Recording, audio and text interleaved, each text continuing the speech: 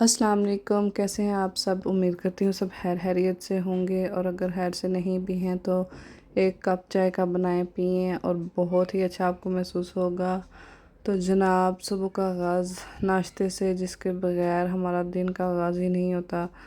आजकल बच्चों को छुट्टियां चल रही हैं तो उनके हिसाब से, उनके जागने के हिसाब से नाश्ता बनाना पड़ता है। पाकिस्तान में वो बंदा तो जब जागे तो नाश्ता कर ले। यहाँ पे होता है कि बंदे को अकेला नाश्ता करने का दिल भी नहीं करता, तो वेट करती रहती हूँ जब बच्चे जागते हैं तभी नाश्ता बनाती हूँ। तो बच्चे जाग गए थे तो मैंने फिर उनके लिए भी और अपने लिए भी नाश्ता बनाया। सुबह की चाय मैं ज़रूर पीती हूँ। सुबह की चाय मैं ना पीऊँ तो मुझे ऐसा लगता है कि पूरा दिन मैंने कुछ भी नहीं किया। थकावट सी होने लगती है, सर में बहुत दर्द होने लगता है। लेकिन ऐसा कोई नहीं होता कि आप चाय ना पिए तो आपको सर में दर्द हो, लेकिन मुझे ऐसा लगता है कि मैं चाय नहीं पीती तो मेरे सर में दर्द होने लगता है। साथ ही साथ मैं जो है किचन की सफाई भी करती रहती हूँ, ताकि जो है ना आटा थोड़ा थोड़ा कहीं पे रह जाए तो यहाँ पे काकरोच बहुत जल्दी बन जाते हैं। तो इसके लिए आप साथ साथ जो है ना आटा जो है वो साफ़ कर लिया करें। दूसरा ये कि अगर किसी के पास कोई टिप है आटे के लिए तो वो मुझे ज़रूर बताए। हमने जो इस बार आटा लाया ना वो बिल्कुल ही बेकार है, कि उसको मैंने अंडे डाल के भी गूँधा है, उसमें मैंने जो है मैदा डाल के भी गूँधा है, लेकिन वो बहुत ही ख़राब आटा है। वो टूट जाता है और पकाने पे सख्त भी हो जाता है और बिल्कुल बेकार है। किसी के पास कोई आइडिया हो तो मुझे ज़रूर बताइएगा। तो मैंने चाय डाल ली, सालन गर्म कर लिया। अब हम नाश्ता करते हैं। नाश्ता करने के बाद जो है मैंने कल कपड़े धोए थे, उनको तह लगाना था, तो वो तह लगाने लगी थी।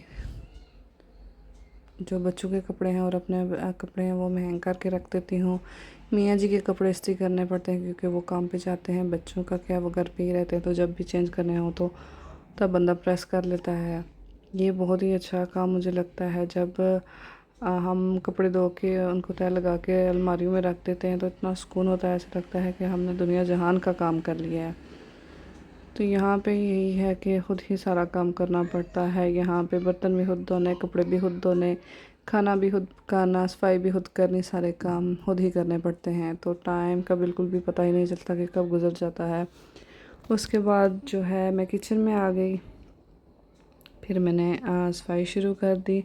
अच्छा, मुझे ये भी कोई बताए कि जो ये नल है इसको हम कैसे साफ़ कर सकते हैं, क्योंकि हमसे पहले जहाँ फैमिली यहाँ पे रहती थी उन्होंने शायद इस पे कोई लिक्विड यूज़ किया है या पता नहीं क्या किया है, तो इसका जो कलर है वो बहुत ख़राब हो गया है। तो किसी के पास इसके लिए भी कोई टिप हो तो ज़रूर बताइएगा। तो फिर मैंने साथ साथ जो है बर्तन धो लिए। बर्तन थोड़े से ही होते हैं, इतने ज़्यादा होते नहीं हैं, तो जो है फिर वो मैंने धो लिए कि बर्तन भी धो दिए, चूल्हा भी मैंने साफ़ कर दिया, और उसके बाद मैंने खाना भी बना दिया था। खाना बनाने की वीडियो में शामिल नहीं कर सकी, जहन में ही नहीं रहा। मैं ऐसी लड़की थी जो मुझे अपने हाथ का ना खाना पसंद था और ना ही नाश्ता करना पसंद था। पाकिस्तान में जब ससुराल में होती थी तो नाश्ता बनाने की जब बारी मेरी आती थी तो ज़्यादातर मैं करती थी कि मैं नाश्ता स्किप कर देती थी, क्योंकि अपने हाथ से नाश्ता बना के खाने का बिल्कुल भी दिल नहीं करता था।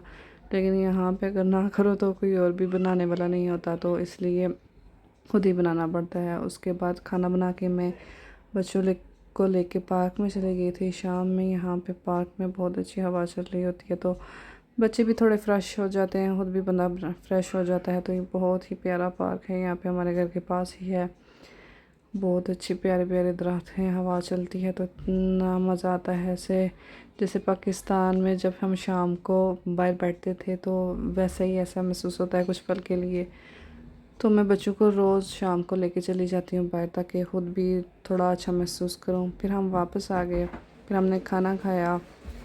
खाने में मैंने गोश्त का सालन बनाया था और साथ ही बच्चों के लिए कबाब भी बना लिए थे, क्योंकि बच्चे कभी कभी ज़िद करते हैं कि खाना नहीं खाना। उसके बाद हमारी फॉरएवर लिविंग की क्लास हुई तो मैंने बोली, उसके बाद हम सोने लगे हैं।